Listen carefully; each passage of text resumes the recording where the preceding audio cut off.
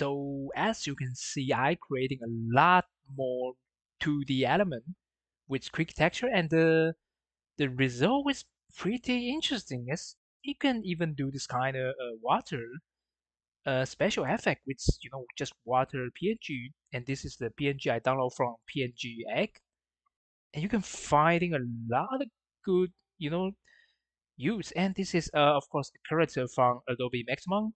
His name is Buddy, and you can assign animation and finding a really interesting character for your scene, and or even uploading your own character.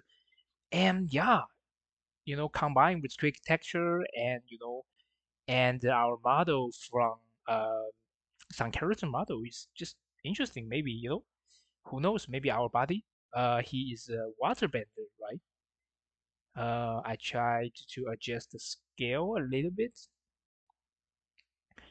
So yeah, so actually you can do it with QuickTexture, but of course I right now I'm doing quite a lot of 2D asset. So if you haven't buy the QuickTexture, you can just using some of the asset I did. All those picture that I'm downloaded from PNG, and you can using for this kind of dead trees, increasing, some kind of creepy, who knows, creepy graveyard, um, scary, gothic, vampire things, right? You can, and I do bunch of grass and bushes, and it's just very, very convenient. And you can even do it, you can do fires.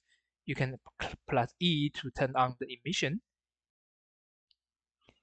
And yeah, it's just very, very cool, right? You can using on the torch to creating fire, or 2D fire is it is not that good as 3D fire, but it's good enough, right? And who knows, maybe our body is not just airbender, right? Maybe he he can bend everything. Just he's an avatar or something.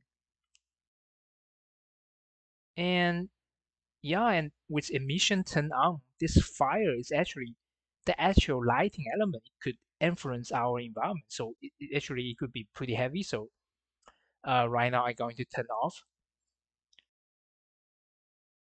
And yeah, with this approach, I can creating really bunch of really awesome assets. Just very quick and to assemble in our scene to creating a very interesting effect. And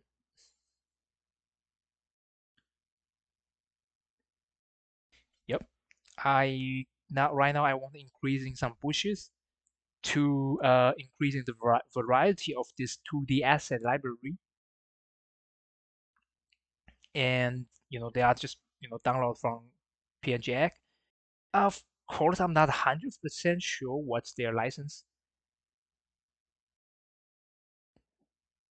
so please check it if you want to do it. You want to using those assets for commercial project, uh, uh, or you can just buy some royalty-free image from some website. You can without to think about it. But right now, I'm just using for educational purpose. Um, yeah, with these bushes and grass, and now I can I noticed something which is I wanted to increasing previously we want to doing some grass on top of this ruin, right? And that's awesome, but it is a bit heavy actually.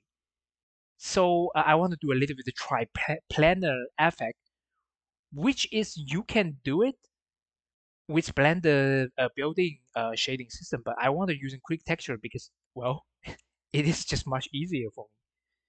Uh, um, yeah, I wanted to creating a separate model set, so you can when you open it, you can have two different type of setting. One is original texture, and another is what I did is like I try to make the topper the face the upper to the top, they're going to be influenced by the our grass material, which is I Control T, and I will click Control plus V to create a new layer of material, and I assign this grass texture from Polyhaven.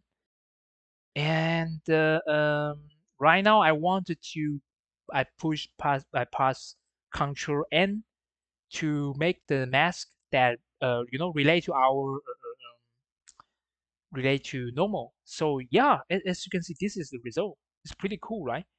It is a much low the cost is a lot lower than we using grass and particle system, and of course it cannot replace the actual grass